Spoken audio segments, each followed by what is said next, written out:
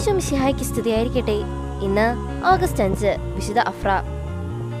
ഒരു വേശ്യയിൽ നിന്ന് വിശുദ്ധയിലേക്കുള്ള ദൂരം തിന്മയിൽ നിന്ന് നന്മയിലേക്കുള്ള ദൂരമാണെന്ന് തിരിച്ചറിഞ്ഞ് രക്തസാക്ഷിത്വം വരിച്ച ജർമ്മൻ യുവതിയായിരുന്നു വിശുദ്ധ അഫ്ര.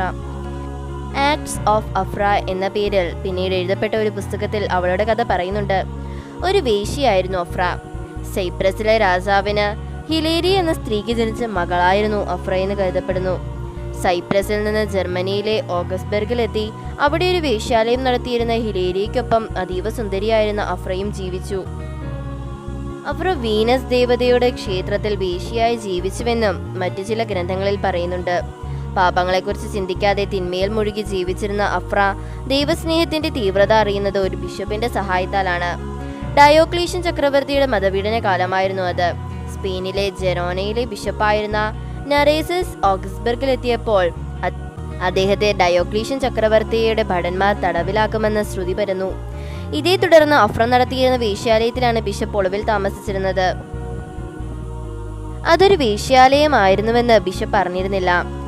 അഫ്രയെയും അമ്മ ഹിലേരിയെയും കൂടാതെ യൂനോംനിമ, യൂട്രോഫിയ, ഡിഗ്ന എന്നിങ്ങനെ 3 യുവതികൾ കൂടി അവിടെ താമസിച്ചിരുന്നു. ബിഷപ്പിനെ വശത്താക്കാൻ യുവതികൾ ശ്രമിച്ചു.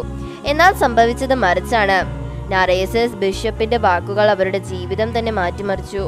ആദ്യമായി അവർ യേശുവിനെ കുറിച്ച് അറിഞ്ഞു. ചെയ്തുപോയ തെറ്റുകളെ ഓർത്ത് അവർ കണ്ണീർ പൊഴിച്ചു. അവർ 5 പേരെയും യേശുവിന്റെ നാമത്തിൽ ബിഷപ്പ് ജ്ഞാനസ്നാനം ചെയ്തു. താൻ ചെയ്തുപോയ തെറ്റുകൾക്ക് പുതിയൊരു ജീവിതത്തിലൂടെ പാപപരിഹാരം കണ്ടെത്തണമെന്ന് അഫ്ര തീരുമാനിച്ചു. തൊട്ടടുത്ത ദിവസം ബിഷപ്പ് ഈ വീട്ടിൽ ഒളിവിൽ താമസിക്കുന്നുണ്ടെന്ന് അറിഞ്ഞ ഭടന്മാർ അവിടെ എത്തി. എന്നാൽ അഫ്ര സമർത്ഥമായി ബിഷപ്പിനെ ഒളിപ്പിച്ചു. പിന്നീട് അഫ്ര പാവപ്പെട്ടവർക്ക് വേണ്ടിയാണ് ജീവിച്ചത്. തന്റെ സമ്പാദ്യമെല്ലാം അവൾ സാധുക്കൾക്ക് വേണ്ടി ചിലവഴിച്ചു.